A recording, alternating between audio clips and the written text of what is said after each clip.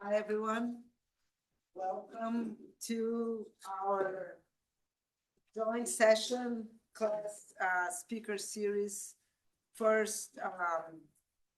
first Latin American Social and Public Policy dissertation workshop. This is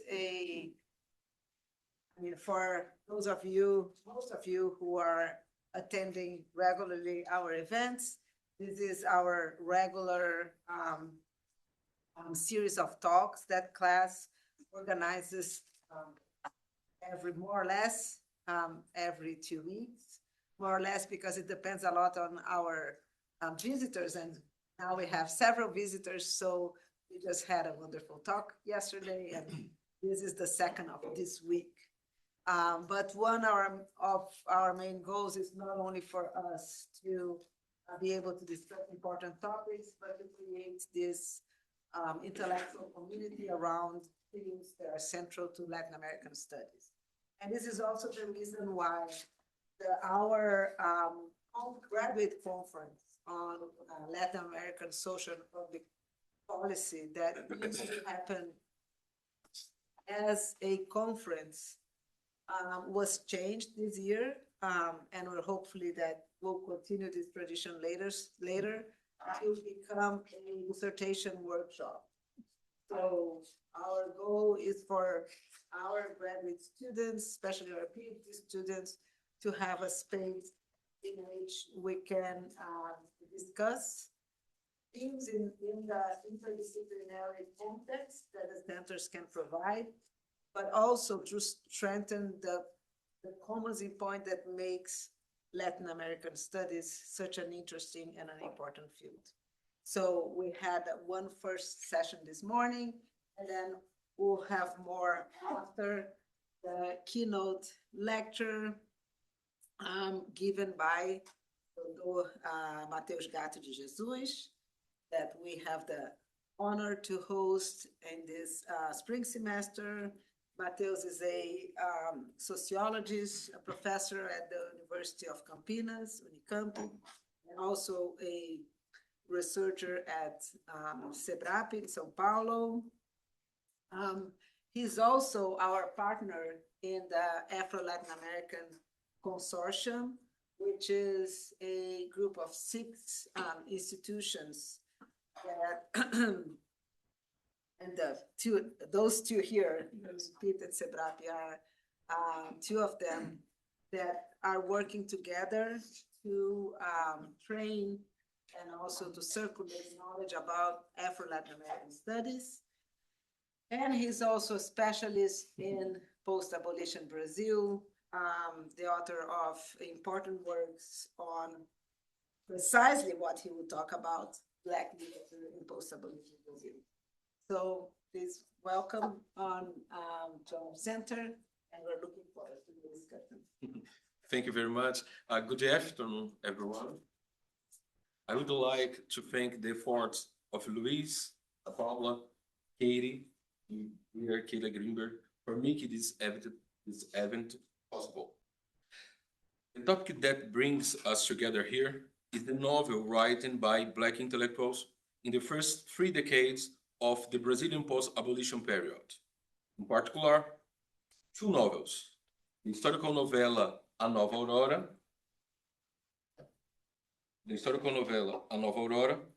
authored by Astolfo Marques, and 2, the novel Vencidos e Degenerados, written by Nascimento Moraes. So, these 2 guys. Both texts were published in the city of São Luís do Maranhão, the agrarian north of Brazil. Each of these books, in its own way, constitutes an interpretation of the emergence of contemporary Brazilian society based on free labor and republican institutions from the country's periphery. In this sense, it is worth briefly characterizing the final years of slavery and the construction of the meanings of race in the region under study, as these are 2 important elements for the reading I will undertake of both periods. it is important to highlight that in the second half of the 19th century, Maranhão was characterized by a combination of the importance of slavery, progressively concentrated in urban areas, and a very large free population of color. When we take into account the data from Imperial Census of 1872, we note that the state had the third highest proportional concentration of enslaved people in the country. In the city of São Luís, concentrated the largest number of slaves in the state.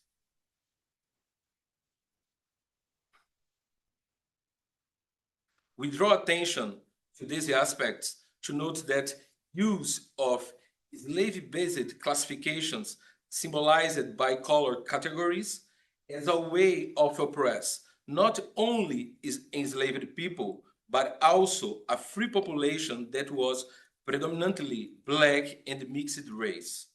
This context helped drive the configuration of modern racism in the agrarian northern region. This framework allows us to situate some of the challenges experienced by individuals such as Astolfo Marques and Nascimento Moraes. Both were sons of enslaved women at the time of their birth and beneficiaries of the Lei do Ventre Livre. How can I say that in English? It's like free womb law. Okay, free womb law of 1871. This generation of so-called freeborn children faced a peculiar situation in which the traditional mechanism for assimilating subordinated groups were recalled in light of the crisis of slavery and growing the force of race as a structuring factor of social space. In this context, the maintenance of social order come to depend increasingly on the denial of the precarious rights of free black and mulatto individuals, the largest group among the working population.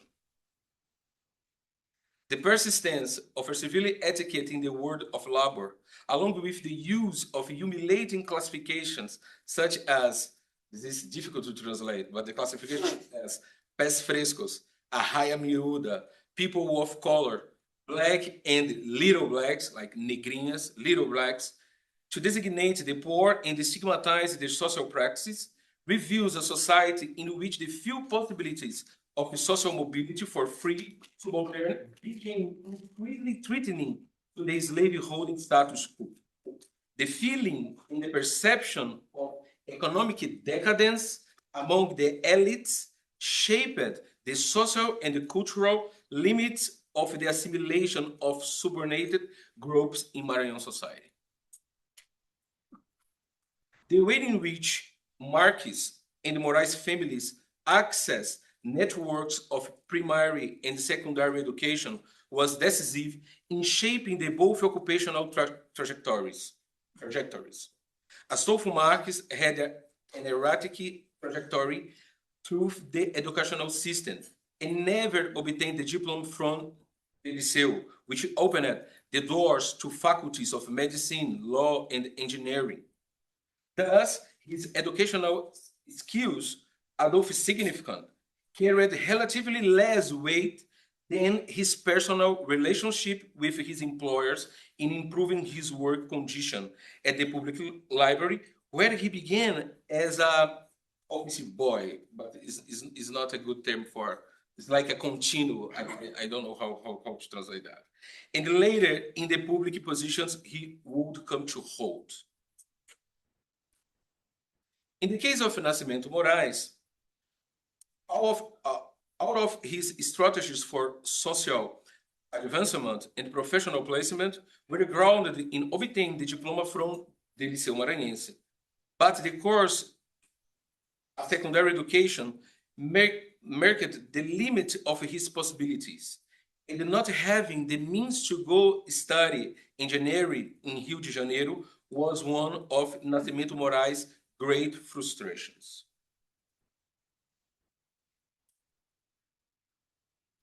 Thus, both writers established themselves as cultural authorities in their city.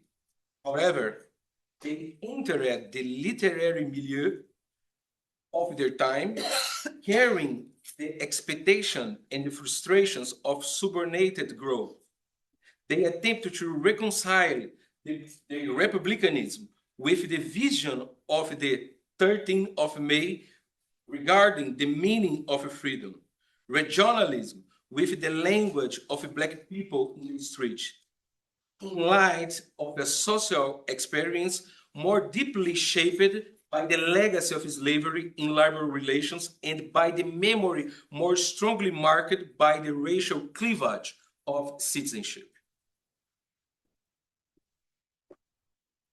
In this sense, the body of work produced by these authors, and more specifically their novels, can be read as a document of a particular social experience. This becomes even more relevant when we recall that this decisive period in the formation of Brazilian society is marked by a scarcity of narratives, oral or writing, produced by free Black individuals or enslaved people who lived through this end of slavery. But we must ask, what kind of document is this? How does it preserve and produce knowledge? My argument is that these materials functions as a kind of a counter-archive. Insofar as its records go beyond and sometimes challenge the documentation of encounters between subordinated groups and the institutions of power that shape official archives, baptismal records, manumission papers, policy documents, notarial records, property deeds, list of enslaved people on enslaved ships materials, widely used by historians and social scientists.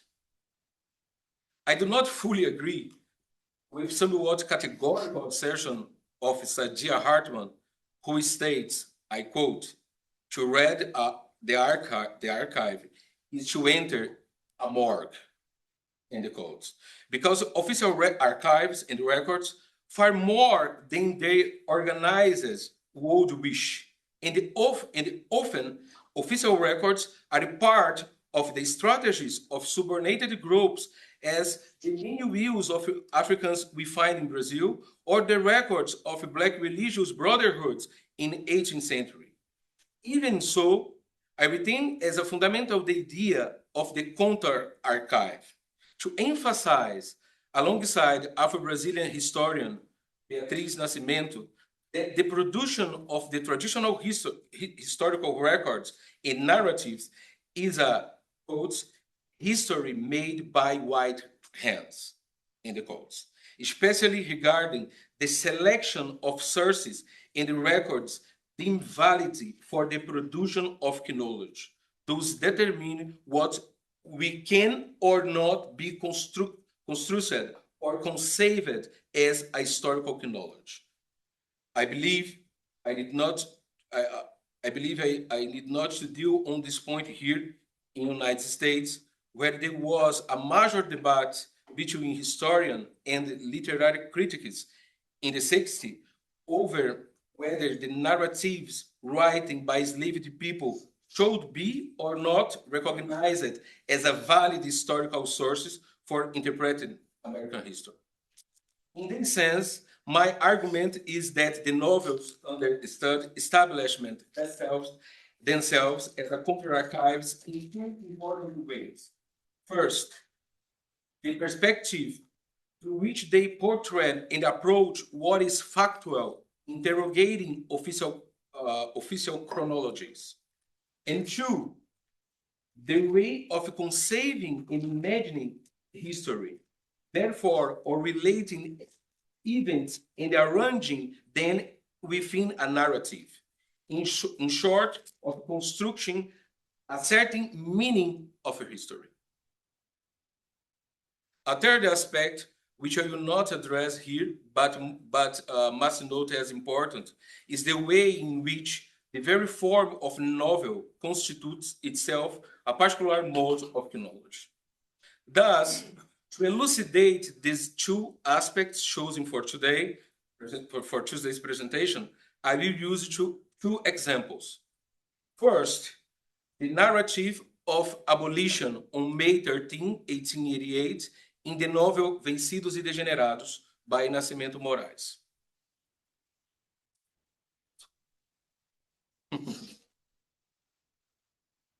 Second, the description of the proclamation of Republic on November 15, 1889, in the novel A Nova Aurora. Vencidos e Degenerados consists of an interpretation of the social and political consequence of the end of slavery in Brazil's periphery.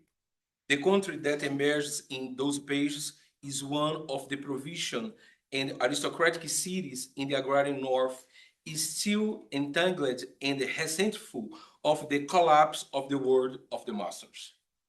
It is a social landscape suffocated by matter and symbolic struggles among old noble families, Portuguese merchants, arrivist clerks, freed people, mulattoes, and street boys over the meanings of what is free labor. Characters and actions are organized within assemblies permitted by a sense of decadence and by the frustrations of an era in which the rights won through abolition were limited by the restructuring of economic and social hierarchies in the new political environment and recently proclaimed republic. The book can divide into two parts. The first, Vencidos e Degenerados. The book can divide in two parts. The first addresses the set of expectations for political and social modernization driven by abolition, as well as the frustrations with the formalism of the freedom achieved during the first 2 decades under the Republican regime. At this stage, we are introduced to the first group of important characters. Republican abolitionists such as João Olivier and Professor Carlos Bento, the Portuguese João Machado, as well as black individuals with differing social status, such as a free shoemaker Olímpio, the manumitted Daniel Aranha, and the 13th of May figures, Andresa Vidal and Zeca Praia. The second part of the novel addresses the racial cleavage of citizenship through the challenge faced by a young, educated black man in the provincial environment of São Luís. The character, Cláudio Olivier, the adopted son of the mixed-race journalist of the same surname, whose biological parents are Andresa Vidal and Daniel Aranha. The character is implicitly understood to be a freeborn, one of the so-called ingenuous, since his mother was freed by the abolition decree when Cláudio was already 8 years old. In other words, the author situated most of the central characters within his own social growth. It is in this sense that we state above that this novel documents a certain social experience and allow us to observe historical events from another perspective. Let us to look at the description of abolition in Vencidos e Degenerados, so the description of the 13th day. It was 5 o'clock in the afternoon in the city, gleamed with delirium, burned with the noise and the gripping fever of suggestive joy. In the streets, groups upon groups of slaves crossed paths, shouting, mad with satisfaction, Others hurled obscenities that, like stones, struck the window of the slaveholder. Vile insults, terrible offenses against the families of the former masters who feared physical violence shut their doors as soon as the last of the freed people had left. Moments after the law was proclaimed, news begins to spread that a female slave passing along Afogados Street had slapped a lady who was at her window. This lady has suffered a bitter disappointment. She saw all her slaves walk out the door without a farewell, driving mad by the emotion of the news. Those who knew her said she was a cruel woman, thirsty for harsh punishment, noted for the brutality of her anger, the outbursts of her irascible temper, and her rash actions. Lord Lauder and beating jokes were provoked by the unexpected comic incidents that occurred. Cooks who abandoned their employers without serving dinner, others who had gone shopping and left with the money in the bucket. And in many houses there were degrading and sad scenes.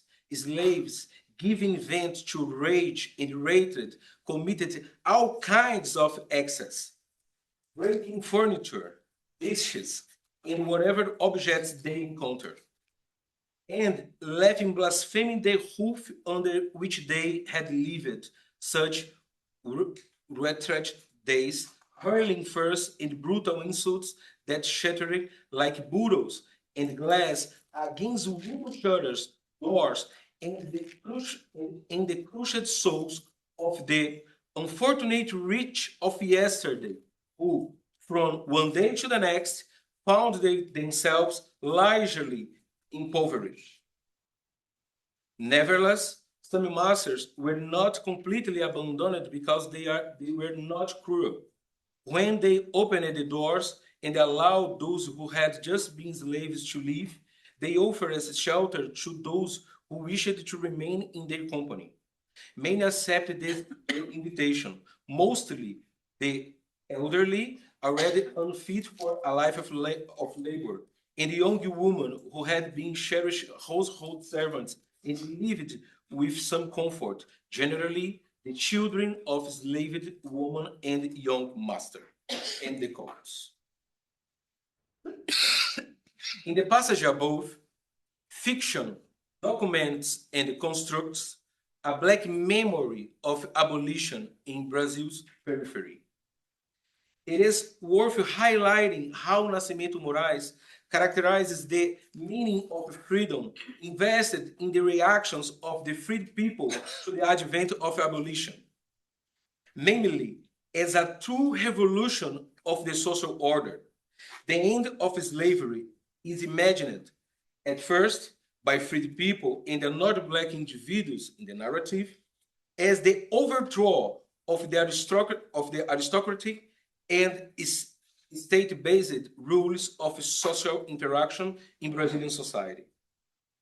The description of insults, threats, and physical aggression directed by former slaves at the former owners reveals expectations of definitively breaking with the norms and the codes of conduct forged under slavery. Thus, the very idea of freedom is expanded so as to encompass egalitarian aspirations for social transformation. On the other hand, the author also emphasizes how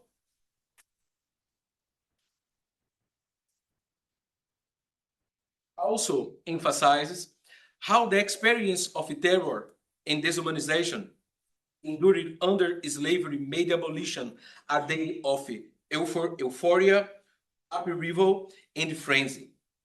The novel describes certain instruments and practices of torture used by masters, such as rods embedded with glass shards, nets with lacerating blades and nails, and quotes, small hammers used to strike the chest until blood is spurted or gushed from the nose and mouth. End quotes. And, quotes again, iron spits heated in fire, used to burn eyes, tongue, and genitals of enslaved people. Among the cases circulated by word of mouth in the city of São Luís on 13 May was that of, quotes, a black man named Sabino, enslaved of Lieutenant Colonel Casimiro Souza, condemned to harsh and cruel punishment, who, upon realizing he was free and seeing the doors thrown wide open, went mad. The same happened to a black woman named Florença, slave of Mr. Silva, in quotes. The narration of what circulated by word of mouth, the rumors, the oral discourse of black people is key to understanding how this black literature became a document. These novels acted as a mediators between oral and popular narratives of events and writing records. They integrated directly into the social memory of the black communities in their city. I would like to emphasize the importance of the word of mouth, the rumor, and the orality in the construction of these accounts. This aspect is also central to the narrative of the establishment of the Republic as presented by Astolfo Marques. The official narrative of the proclamation of the Republic in Brazil on November 15, 1889, particularly the way participation by ordinary people is portrayed, and the insistence on presenting cities such Rio de Janeiro and São Paulo as a metonymic explanation for what occurred across the entire country, has touched us much to forget. One of the most recurring images regarding the establishment of the Republican regime among Brazilians is that of a people rendered bestialized, apathetic, taking no position in the face of the coup d'etat that ended the long reign of Dom Pedro II. While, on the other hand, such an image exposed the courtly and anti-democratic character with which national elites have traditionally conducted the political reforms. On the other hand, it reinforced a rhetoric about the supposed absence among Brazilians of the civic and moral virtues expected of a civilized people.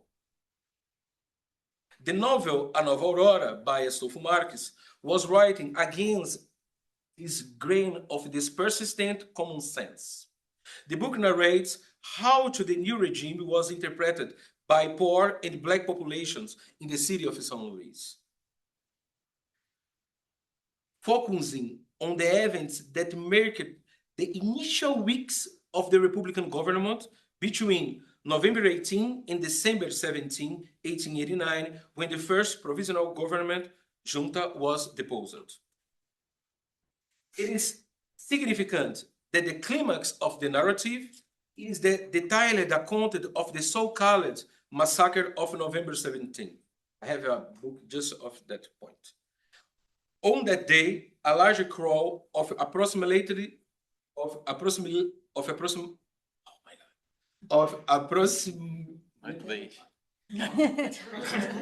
a crowd of 2,000 or 3,000 people described as freed persons, men of color, citizens of 13 of May, and former slaves took to the streets in a march protesting the news of the proclamation of the Republic.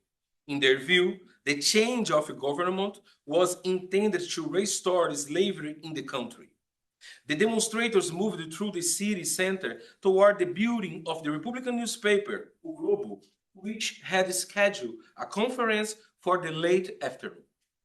A line troop composed of 12 soldiers, heavily armed with rifles, was deployed to protect the newspaper's headquarters. But this did not intimidate the demonstrators, who threatened to attack its leaders. The platoon fired a volley into the crowd, leaving, according to official figures, 4 dead and several wounded. Astolfo Marx made this confrontation and the inexpressible fear of a return to slavery a point of departure for the right and reflect on the meanings of modernity, citizenship, and republic in Brazil. In his book, word of mouth and the rumor shape the very form of the novel, since nearly all chapters and sections are imagined as stories told orally about the cases of violence, torture, and political arbitrariness that followed the massacre of November 17. The challenge faced and revealed by the structure of A Nova Aurora was how to produce a valid narrative about the formation of the Republic that could incorporate the account and the experience of ordinary people. Thus, the chapters are spoken by witness to the events. I quote, the narrative of, this is in the book, the narrative of events was to be given there by an eyewitness, more detailed than any of afternoon newspapers, whose reports were astonishingly and indescribably deficient. The partisan papers of the fallen monarchy did not wish to compromise themselves with a description of the events that would implicate the wrongdoing of their supporters. On the other hand, the newspaper that supported the newly establishment system of government preferred quite deliberately to take refuge in a laconic report in order to act later with greater inconstability, clarity, and certainty. The academic began his account.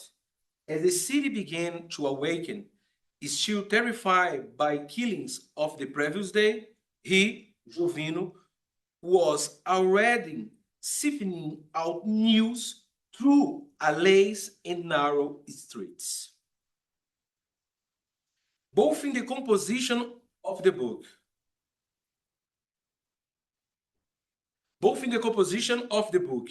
in the form of its chapters, and its narration of the events, Astolfo Marx incorporated accounts that came, I quote, for alleys and narrow streets, forging this counter-archive capable of mediating and confronting the mismatch between a history writing in text, traditionally entrusted to white hands, and the oral forms of a popular collective remembrance. I now turn to the second point, the ways of conceiving and imagining history, of relating events and arranging them within a narrative, that is, of constructing a certain meaning of history. The way Astolfo Marx describes the shooting also deserves attention. Documents from the period and most historians who examined the event in the 20th century downplayed or relativized the violence against the demonstrators. Mario Meirelles, a historian, for example, went so far as to argue that the very idea that a massacre had occurred was an exaggeration stemming from popular rumor, born from, quotes, the circumstance that in the mouth of the people, such incident, otherwise of no great gravity, come to be described by the people as if it had been a massacre. For the author, it was necessary to remove from the historical discourse the rumors that circulated among freed people and the old black individuals on the bloody day. The richness of Astolfo Marx's account lies precisely in the combination of perspectives and in the way he inscribes his own memories and the black oral memory of the city into his narrative. In doing so, the writing presents us with the scene of a true massacre. So in the novel, Astolfo Marx built the idea of the massacre with his description. I quote, "The wave was gaining ground, and the troops would surely be overwhelmed with sticks and stones. At that moment, the officer, quickly assessing the situation, ordered a volley into the air as a final warning. At the thunder of the shots, the shooting subsided, only for course to emerge amid renewed and more decisive charges. Another volley, this time aimed directly at the jeering crowd. The soldiers defied the expectations of the fearless attackers, for discipline demands immediate obedience, firing their rifles to repel the people, whose mass was already retreating in the wild disarray. The rumors that circulate by the word of mouth among ordinary people occur in these pages the legitimacy of a major historical event. Establishment the massacre of November 17 as a landmark in the narrative of the proclamation of a republic also mean imposing a certain direction on the meaning of those political transformations, emphasizing the intensification of process of racialization in the immediate post-abolition period. This same problem appears in another configuration in the novel Vencidos e Degenerados. A particular way of imagining the course of history structures the entire organization of the novel, which begins and ends with political ceremonies. The book opens amid the celebrations of May 13, the abolition, and it concludes during an official commemoration of November 17 in the first decade of 20th century, in which the superficiality of the event, the pomp of traditional families, and the brutality and the prejudice toward ordinary people reveal that no one there is truly a citizen. In this sense, the temporal form of the novel has an arcade structure in which the transformation that lead from slavery to post-abolition, from empire to republic, do not take the form of a progress, as might be suggested by the emancipation of the enslaved, but rather move from a form of stagnation to another. This is the form of time in the novel. In this sense, the temporal form of the novel has I read that. Sorry. This problem is structured in the novel through the difference between the social position of black and white characters before and after abolition. So the author showed the difference of the position of the blacks and the whites before the abolition and after abolition in the mechanism to advancement and decadence in social positions. In general, the main characteristic of the social structure in Vencidos e Degenerados is its extreme rigidity, which becomes evident when we observe the social trajectories of the characters as a whole. The narrative conveys the paradoxical sense that things have changed, yet reminded in the proper place that transformation has occurred through archaic means.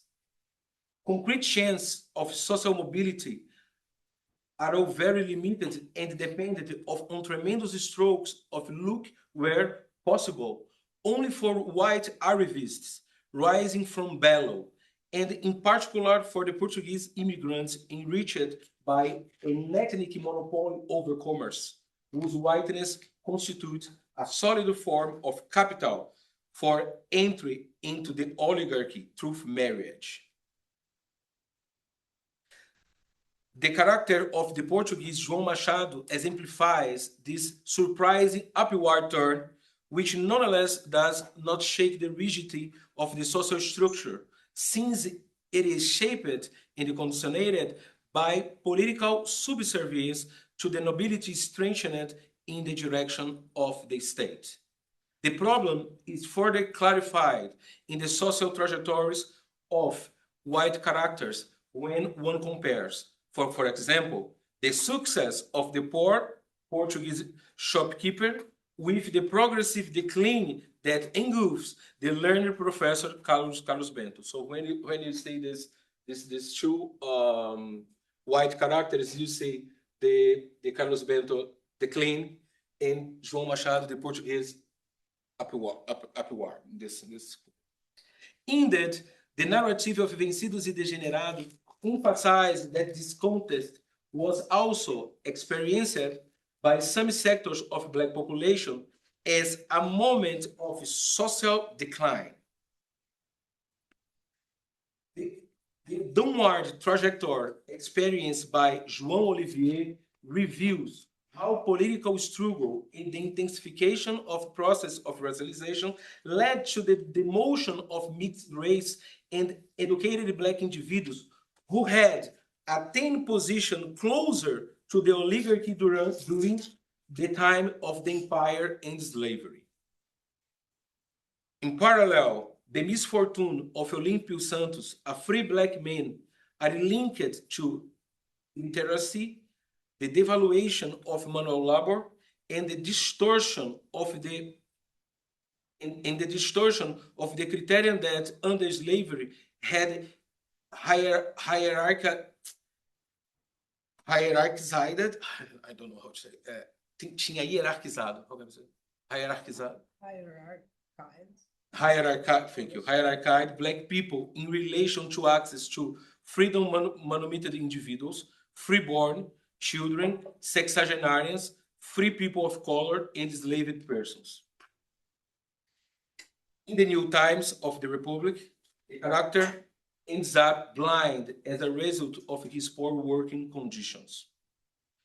The post-abolition period is thus represented as a time of decline in the noticeable worsening in the quality of life of the free Black individuals who had achieved some measure of stability during slavery. On the other hand, when we look at the less privileged Blacks characters who are essential for conveying the sense of backwardness and the mobility of that social structure, we see that the most significant change in their lives, such as Cláudio Olivier access to education, or the manumissions of João da Moda and Daniel Aranha, were achieved during the slavery, but became socially devalued after May 13 and 15 November. In November 15. The problem is evident even for those who, like Zé Catraia, were freed only with the abolition. Quotes. Freedom, however, did not bring him any real advantage worth mentioning. He had been a trusted slave of his master, a decrepit old man who feared him more than the devil. Thus, for this character, Zé Catraia, the end of masterly tutelage amounted to abandon, loneliness, and alcoholism. For all these reasons, I emphasize in this presentation that the novels produced by Black intellectuals in the post-abolition period make it possible to discern an alternative narrative about the events that shaped modern Brazilian society. These texts not only reveal facts and events that remain little known, such as the massacre of November 17, but also offer something that historians and social scientists constantly seek, not only what in fact happened. After all, we are dealing with fiction, with the novel, but the lived experience of the time and the history. Thank you very much. You, wanna open for questions? You want me to get the questions or?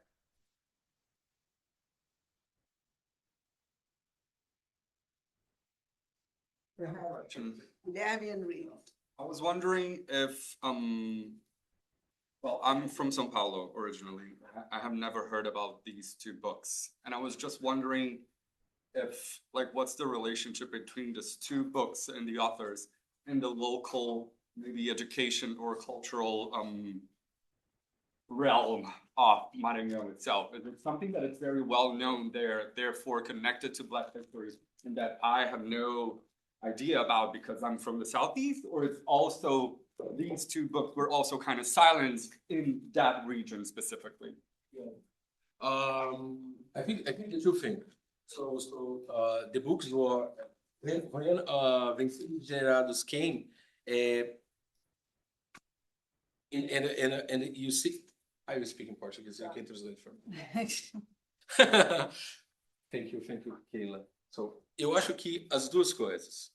Quando o livro Vencidos e Degenerados saiu, ele foi muito anunciado nos jornais. Só que, por exemplo, não houve nenhuma resenha crítica nos jornais sobre os livros. Então tem essa questão. O livro Just a second. So that both, when the book came out, it got publicity in the newspapers, but there were no critical reviews being written about that. Exato. O caso da Nova Aurora é pior ainda, porque ele só teve aquela edição de 1913.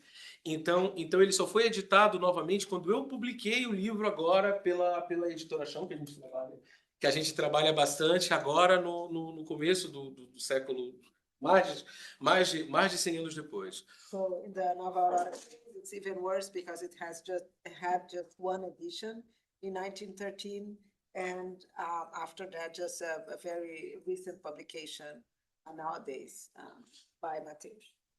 Uma outra camada tem a ver com a construção dos cânones literários. Todos esses autores que, de uma certa maneira, publicaram, e vários deles negros, entraram para o cânone como uma espécie de pré-modernistas, como regionalistas. Eles não têm um lugar próprio na história, no modo como a história literária é construída. So the other layer is the ways in which the canon literary was used then, in a way that all those writers were defined as pre-modern or regional writers without a proper place within the canon.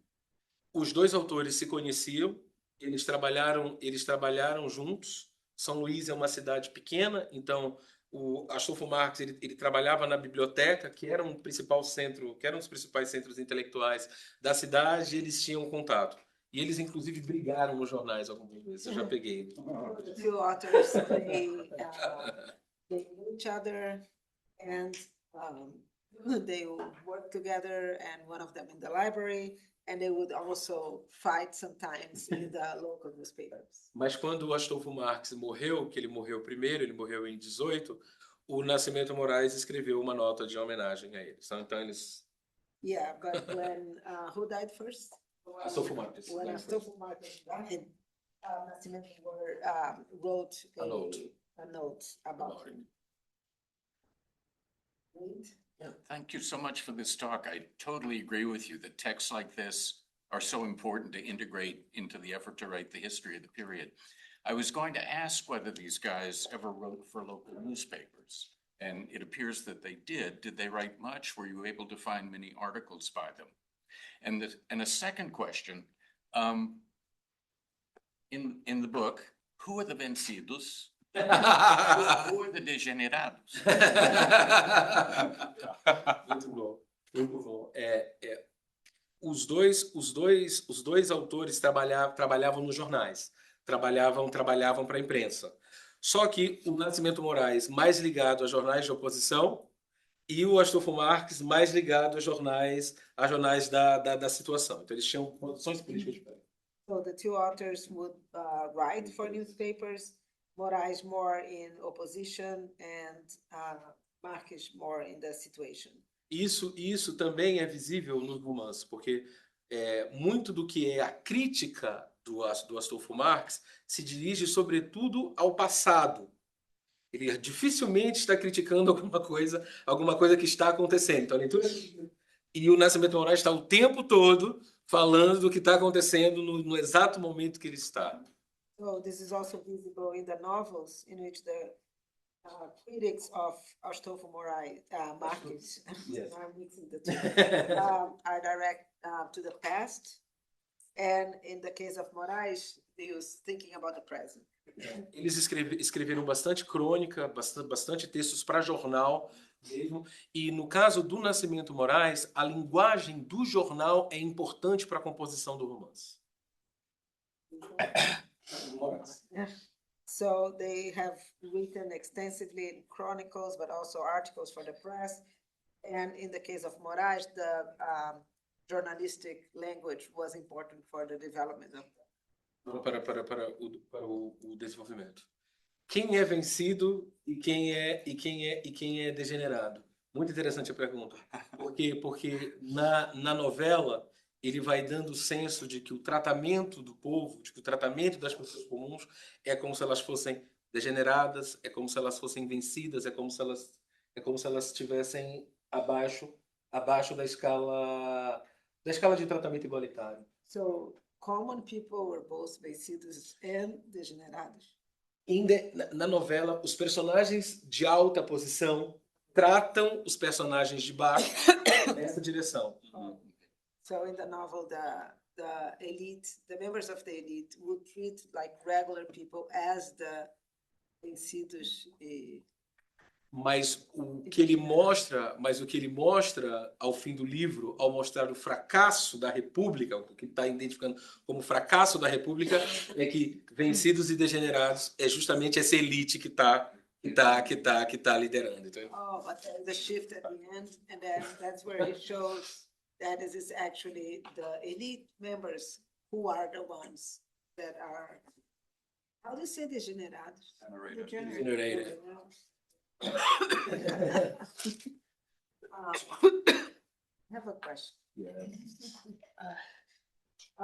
I mean, this is also interesting and like knowing your work, I think it makes, it's a beautiful way how you're developing your research. I was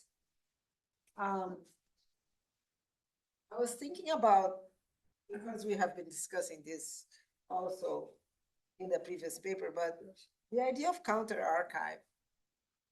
I mean, is this a counter archive or this is a counter reading of something that has been used forever, like since the beginning of social thought as an archive? So novels, novellas, this is something that, we all have been reading and analyzing, even when they were written. And I kind of have the sense that I think you agree by your reading of Saidiya Hartman, that this idea of our silence archives, and the fact that we can't find things. I mean, that probably comes, yes, and actually more. I mean, my point is that we can find more information about people that are being portrayed as silence in the archives in the past than less, right? Especially if we're talking about slavery, because slavery produces lots of documents. They're not common for free people. And, if you actually go to the archives, you know that.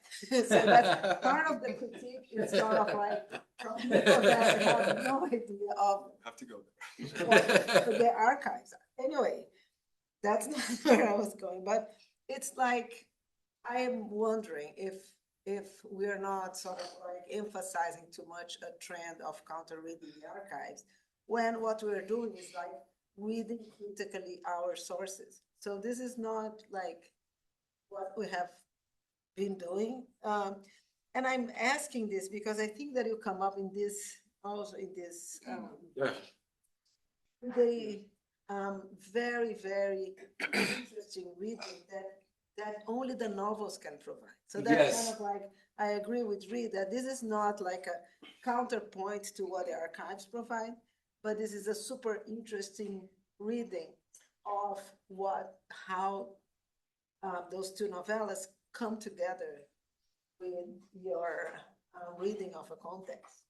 Right? So, it's more like a provocation. But one specific question is, I did not get what the dialética do Feitor Right. Okay. So, two questions. Okay, that second question, I have a whole paper about it. So Dialética do Feitor é o título de um artigo meu de 40 páginas na Novos Estudos, So he has a whole paper about it. the dialectics Yes, of but what is this? A imprensa, como eu tinha dito, mas vou responder direitinho. A imprensa, como eu tinha dito, constitui muito do que como o romance é feito. Então, uma das histórias que o Nascimento Moraes conta é a da não publicação de um opúsculo crítico contra a oligarquia. De um texto crítico contra a oligarquia. So one of the things that Marcus Moraes. the two M's, Marcus, it's about how, let's say that again. One thing he do is the story is about a paper which will not be published. Okay. Yeah, so this is one of the things is that he's writing about a story that won't be published in the paper.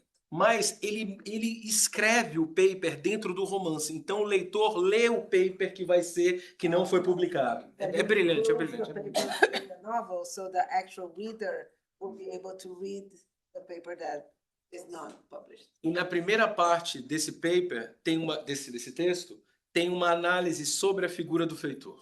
And then in the first part of this paper or article, there is an analysis of the role of Heitor Overseer. E o que o Nascimento Moraes diz é que o centro da sociedade escravista, na visão dele, é o feitor. And then what Moraes argues is that the center of the slave society relies on the figure of the overseer. Porque o feitor é, ao mesmo tempo, o organizador do trabalho, na visão dele. O organizador do trabalho. Because he organizes labor. Trabalho. E, ao mesmo tempo, ele é o agente da violência. And at the same time, he is the agent of violence. E muito do que o romance quer mostrar é que essa dinâmica que o feitor faz, essa combinação de organização do trabalho e a violência, vai persistir no outro período. And what he shows in the novel is that the dynamic of how the overseer works will continue, remain in the following period. So, o feitor, no modo como ele pensa, é o movimento da história. Oh, so the overseer is the movement of history. Because that dialectic of overseeing. Even though, who would be the overseer after the abolition? No, Quem seria? No, it's not about the figure. It's about da relação entre desvalorização do trabalho e concentração. Não é uma figura. So it wouldn't be a figure. It would be about The relationship. between. Yes. Yeah, but I mean, there was a specific figure before the abolition. Yes, but he don't tell us that. I was just wondering if there was a specific, you can say, I don't know, the police is, we can have different roles that can be identified as the former overseer. Mas ele não faz exatamente esse movimento. Ele tenta explicar que aquela dinâmica de relações é como se o feitor não fosse um cargo, é como se ele fosse a relação. It's like the overseer is not a specific role, he is the relationship. Agora, com relação à outra pergunta, eu acho que tem dois aspectos. Eu acho que tem a contraleitura, que você está falando, mas eu acho que os romances, na verdade, tem três aspectos.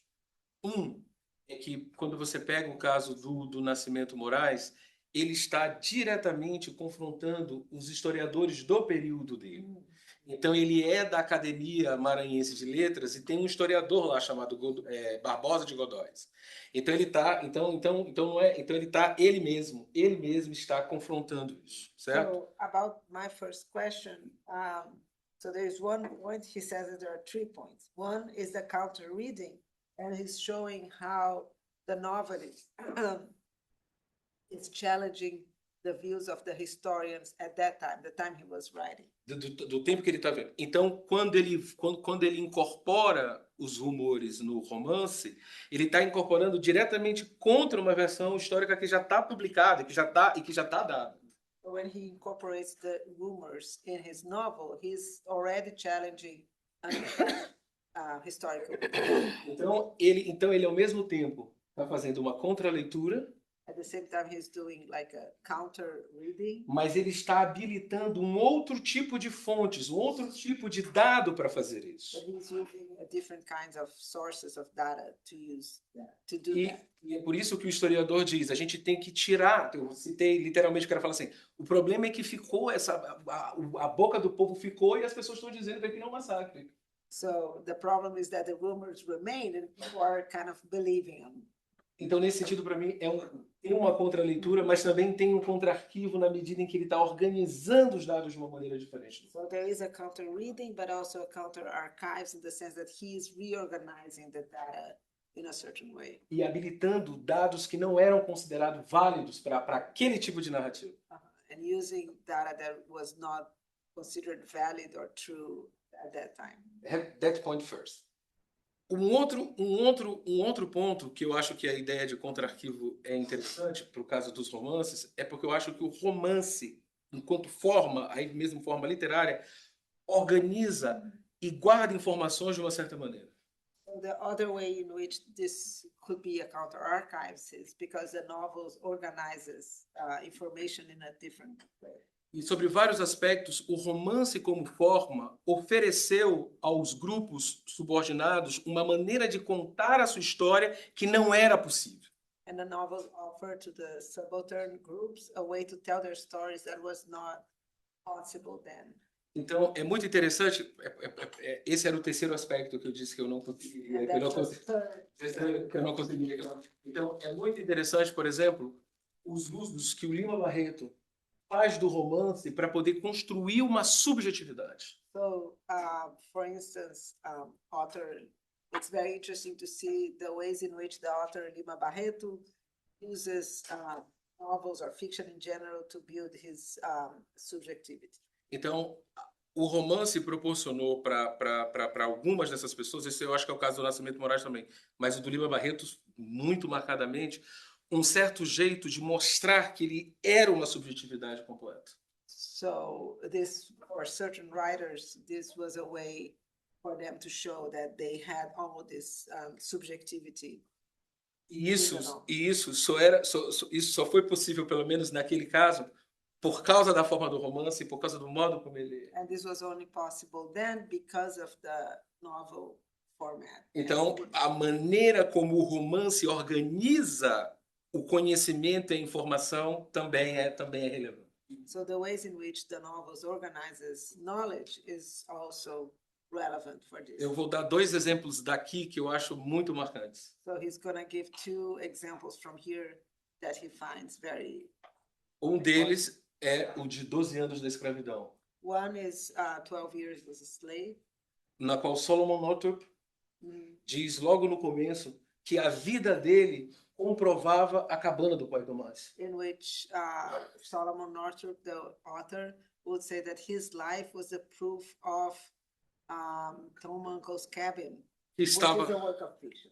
que a vida dele era que a experiência dele provava que o romance estava And correto. his life was the proof of a novel, that the novel was right. Isso, porque a novela, como novela, That as a novel, ela apresentava aquela realidade de uma maneira que ele the queria. novel will show the reality in a specific way. E a outra memória daqui que tem isso que eu gosto muito é a da Elizabeth, que fica na Casa Branca. And then the other memoir is from Elizabeth Elizabeth. in the White House. Yes, ela fala. it's like 30 years of slave and 40 in the White House. It's a memory of a slave. E o que ela diz no começo do livro é: eu estou muito feliz com essa autobiografia. So what she says in the beginning of the book is, I'm very happy with this autobiography Porque eu sempre quis ver a minha vida como um romance. because I always wanted to see my life as a novel. Então, o romance como forma provê uma maneira de expressão que essas pessoas não conseguem encontrar em outro lugar. So the novel provides a way of expression that wouldn't be available for them. Esse acaba sendo o caso no Brasil até do nosso mais recente, até do nosso Joel Rufino. This was also the case of recent author historian Joel Rufino. Quando ele explica por que ele está deixando de fazer história para fazer literatura, He explains why he stopped writing history and starts literature. ele diz: porque eu não consigo na história um paradigma aonde o negro seja um sujeito. I can't find in history a paradigm. But it's in the 70s, in the Yeah. 60s, it's a long time ago. In which person can be a subject. Probably not written by Black authors, because Yes. there were subjects that were written by white Yes. authors, right? Mas a questão é que ele deixa de fazer. E ele vai dizer: e na literatura eu consigo fazer isso. And in literature, I can do that. So because that, I think the idea of counter, not only counter reading, convinced. but yes, okay. One more question. Não, a minha pergunta é, parabéns, adorei ouvir sobre o seu trabalho. E a minha pergunta vai muito na direção dos desdobramentos em termos de uma história pública, do tipo, em que medida o teu trabalho contribui para uma republicação desses romances, divulgação, edição, e eu acho que é um pouco nessa direção, que eu ia avançar demais. So it's mostly like how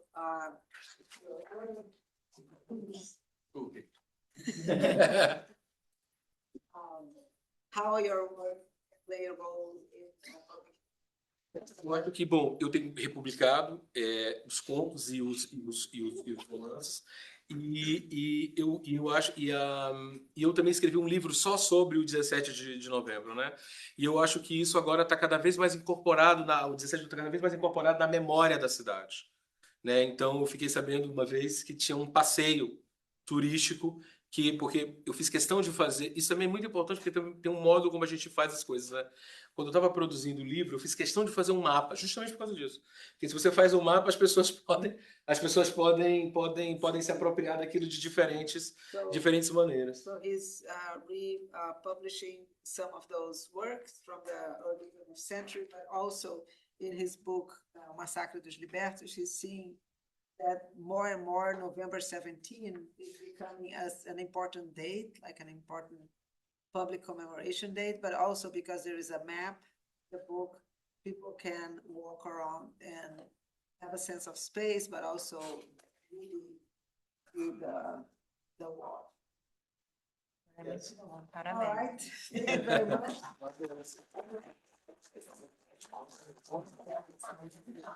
Escola.